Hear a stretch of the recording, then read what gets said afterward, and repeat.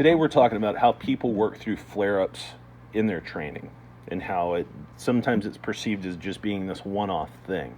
So you have an X and Y axis, and all this is just to provide a visual for what I try and explain to patients without the visual.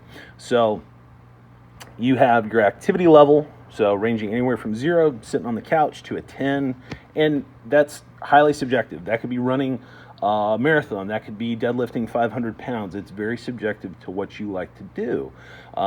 So the other axis is time, and that can be interpreted as days, weeks, months.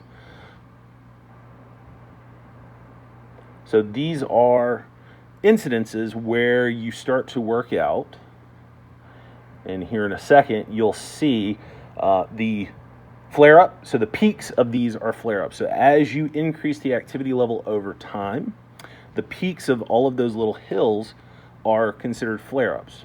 The dotted line is representing the onset of pain. So like you've passed the pain threshold, now you're encountering a flare up.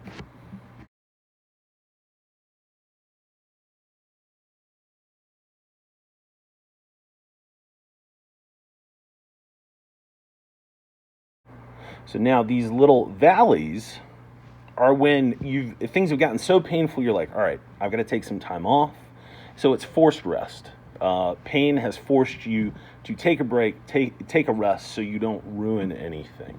So as you start to climb the hill again, view that as a return to activity. So you're returning back to CrossFit, weightlifting, running, riding a bike, swimming, walking with your kids, walking your dog, any activities that you enjoy.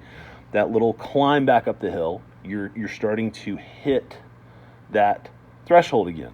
So the problem is that because of pain, because of the rest, you've lost load capacity in the tissue. So what ends up happening is you flare the tissue up at a lower activity level. So said another way, it doesn't take as much activity to get that tissue angry again.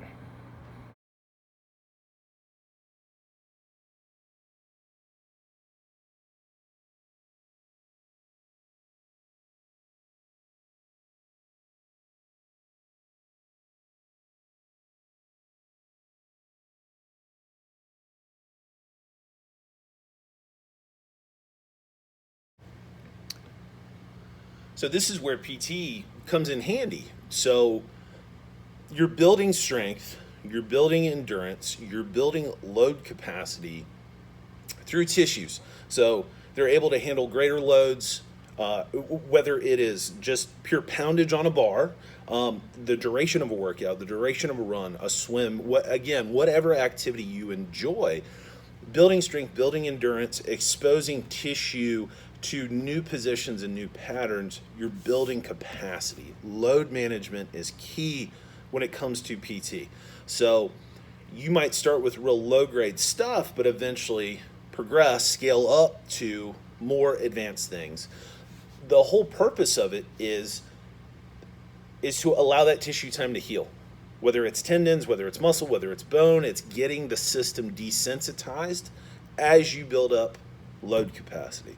So what ends up happening is as that capacity is higher, I'm going to say capacity one more time, the onset of pain moves up. So where that dotted line was kind of a slow decline as things got worse and worse and worse over time, in building strength and building endurance and building capacity, there it is again, that line starts to flatten off. So depending on where you are, if you're brand new to working out, if you're kind of a novice worker-outer, a veteran, you're an ultramarathoner, you're a powerlifter, weightlifter, anything like that, as you become more of a advanced individual in your particular field, the onset of pain can level off. So with that load capacity being high and the system being desensitized to whatever you're throwing at it, you can operate at a very high level of performance while avoiding spicing any tissue up. So load management is key.